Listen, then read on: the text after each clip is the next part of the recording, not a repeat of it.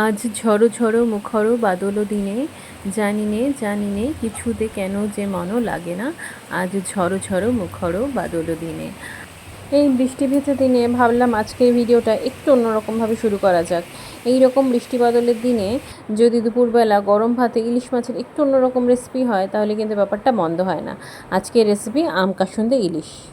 মাত্র দুটো মেন উপাদান দিয়ে এই রান্নাটা করা যায়, আম আর কাসুন্দি।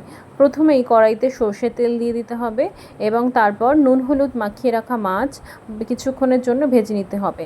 নর্মাল ইলিশ মাছ আমরা যেরকমভাবে ভেজে থাকি তার তুলনায় একটু বেশি সময় ধরে এই মাছটা ভাজতে হবে এবং ভেজে তুলে নিতে হবে। তারপর ওই সেম কড়াইতেই মানে মাছ ভাজার কড়াইতেই একটু কালো জিরে, একটা শুকনো লঙ্কা, একটা কাঁচা লঙ্কা ফোড়ন দিয়ে প্রথমে আমরা আম বাটাটা দিয়ে দেবো। এখানে আমি কিন্তু দুটো মাছ রান্না করেছি, আর দুটো মাছের জন্য আমার আমের পরিমাণ হচ্ছে একটা আমের অর্ধেকের থেকে একটু কম। তোমাদের আমের পরিমাণ বা বাকি সমস্ত জিনিসের পরিমাণ কিন্তু তোমাদের মাছের পরিমাণের সাথে সামঞ্জস্য রেখে হবে। আর এই পুরো রান্নাটাই কিন্তু একটু টক মিষ্টি স্বাদের হবে। তো সেক্ষেত্রে আমটা কিন্তু তোমরা দেখিয়ে নিও তোমাদের কীরকম টক। যদি তোমাদের আম বেশি পরিমাণ টক হয় তাহলে কিন্তু আরও একটু আম কমিয়ে দিতে পারো। তারপর আমটা যখন মোটামুটি একটু ভাজা ভাজা হয়ে যাবে তখন আমি নুন আর হলুদ অ্যাড করে দেবো এবং কাসুন্দিটা দিয়ে দেবো। কাসুন্দি ধরো এখানে আমি একটা চামচ মাপার হিসাবে যদি বলি তাহলে 3 চামচ মতন কাসুন্দি দিয়েছি। দিয়ে ভালো করে মশলাটা কষিয়ে নিতে হবে।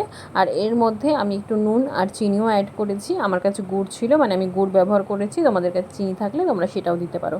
তারপর যখন মশলাটা থেকে তেল ছেড়ে দেবে তখন আমি এখানে জল দিয়েছি। আর জল কিন্তু এখানে কম দেবে, মানে এই রান্নাটা কিন্তু একদম বেশি ঝোল হবে না, একটু গ্রেভি মতন হবে। তারপর মাছটা দিয়ে ঢাকা দিয়ে দিতে হবে 5 মিনিটের জন্য।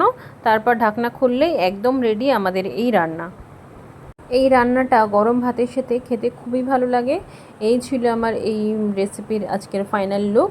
তোমরা জানিও তোমাদের কেমন লাগলো। যদি ভালো লাগে তাহলে লাইক, শেয়ার অ্যান্ড সাবস্ক্রাইব করতে ভুলো না। আজকের ভিডিওটা এখানেই শেষ করছি, দেখা হবে নেক্সট ভিডিওতে।